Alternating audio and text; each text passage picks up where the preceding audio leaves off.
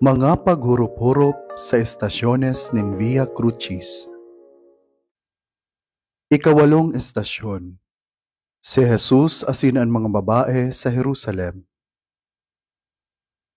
Pagrukyaw kan Ebanghelyo susog ki San Lucas.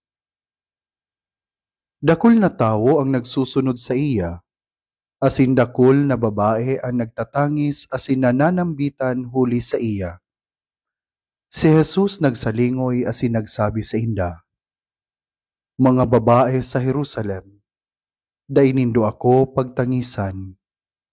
Pagtangisan nindo ang saindong sadiri, asin ang saindong mga aki." Paghurup-hurup.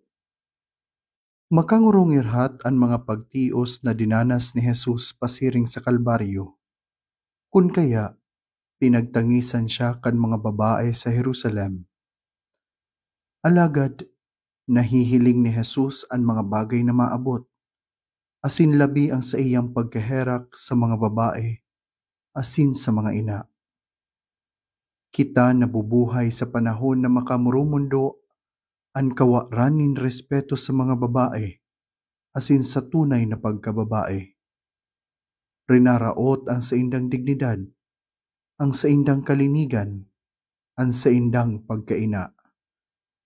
Ang mga pangyayaring ngunyan, nahiling na kan kagurangnan, kang sa iyang masabatan ang mga babae sa Jerusalem.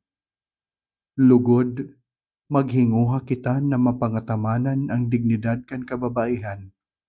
Tanganing dai na kita makadagdag sa pagtangis asin pagtios nin kagurangnan. Danay niya tong ipamibi ang grasya na makasunod kita sa dala ning kagurangnan, dala na magdadara sa to bako sa kagadanan sa Kalbaryo, kundi sa kamurawayan ning pagkabuhay liwat.